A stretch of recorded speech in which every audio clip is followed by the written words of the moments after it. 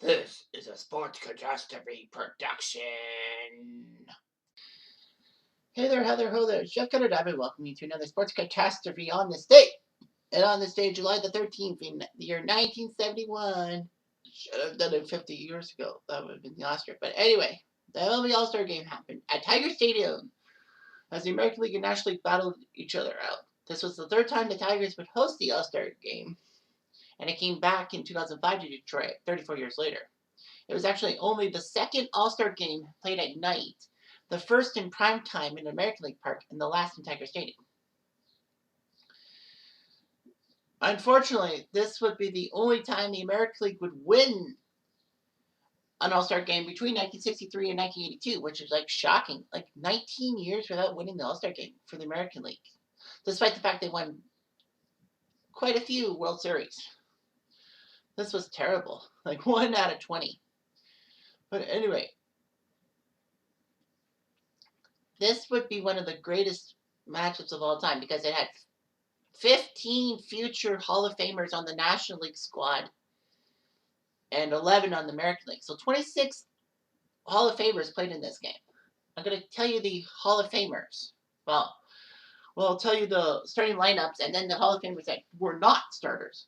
Anyway, starting at catcher from the Cincinnati Reds, Johnny Bench. At first base from San Francisco, Willie McCovey, stretch as they call him. Second, Glenn Beckert from the Cubs. Third base, Joe Torre of the St. Louis Cardinals. Yes, he was a decent position player before he was a manager. Well, Bench is a Hall of Famer, McCovey's a Hall of Famer, Torre a Hall of Famer. Shortstop, Bud Harrelson of the New York Mets. That's a starter. And the outfield were of future Hall of Famers. Hank Aaron from the Braves, Willie Mays from San Francisco, and Willie Stargell from Pittsburgh. On the other side, pitchers who were playing,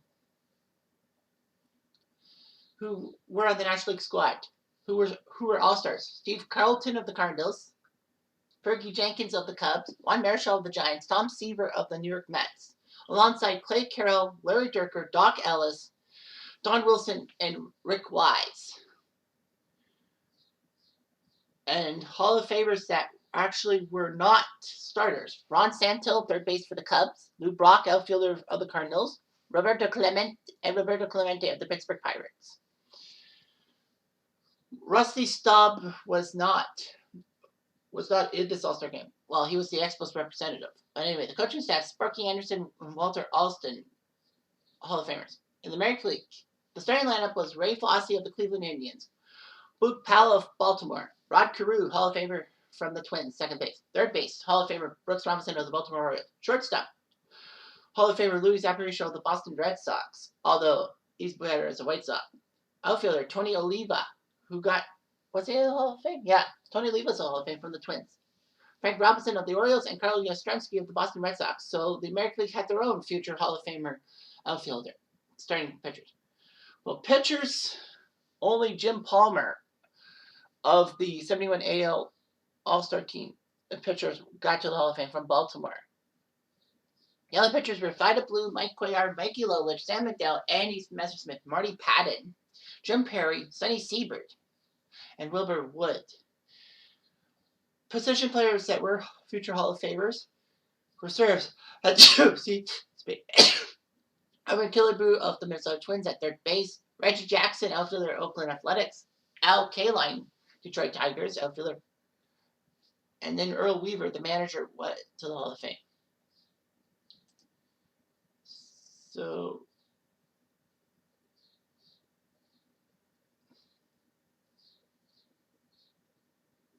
it happened and all that. So the starting pitchers were Vida Blue and Doc Ellis. Back when you could pitch 3 innings to start. Anyway, there was no score in the first inning. Then the second inning, the NL scored. Willie Stargell was hit by a pitch. Johnny Bench then knocked a 2-run shot into the upper deck in right center. And you know how Tiger Stadium is. If you look at how Tiger Stadium was through a lot of media and all that, it seemed that right field had that massive overhang. Anywho, Hank Aaron in the third inning launched a solo home run to make it 3-0 off a flight of blue. But the AL responded. Boy, howdy they did. Doc Ellis still was pitching. Aparicio singled, and then Reggie Jackson would pinch hit for blue. No DH.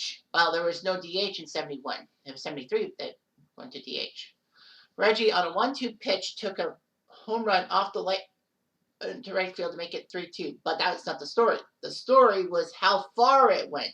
It went off the right field light tower and hit the transformer, according to Kurt Gowdy. It was amazing. It was a long shot. If it wasn't for that light tower and transformer, Reggie's shot would have probably hit the 600-foot mark and probably would have mirrored Mickey Mantle's famed shot from Washington in 1953.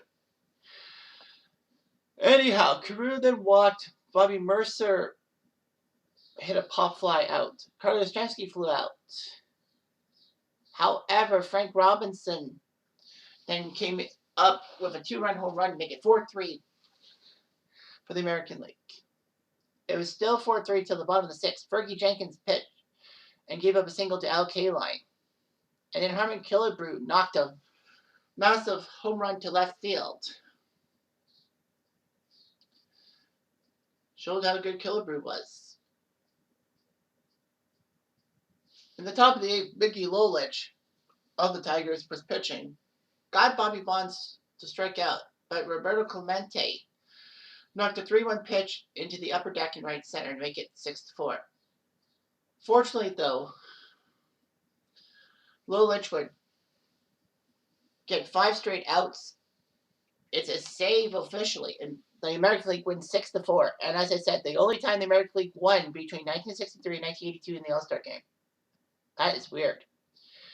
Anyway, yeah. All 10 runs came via the home run.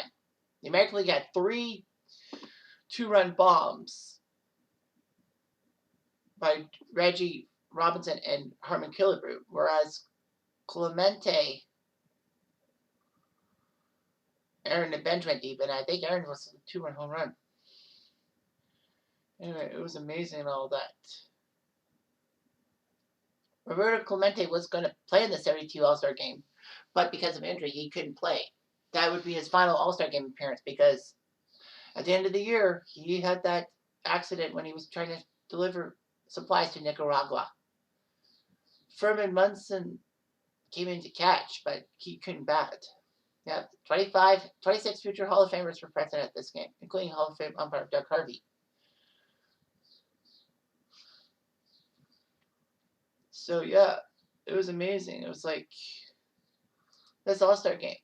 Because the one memorable thing from the 71 All-Star game you should take away, not just for all the Hall of Famers that played, was Reggie Jackson's home run to right field off the light tower. And guess what? It's still a lasting memory 5 decades later. Anyway, I'm Jeff Diamond. I do.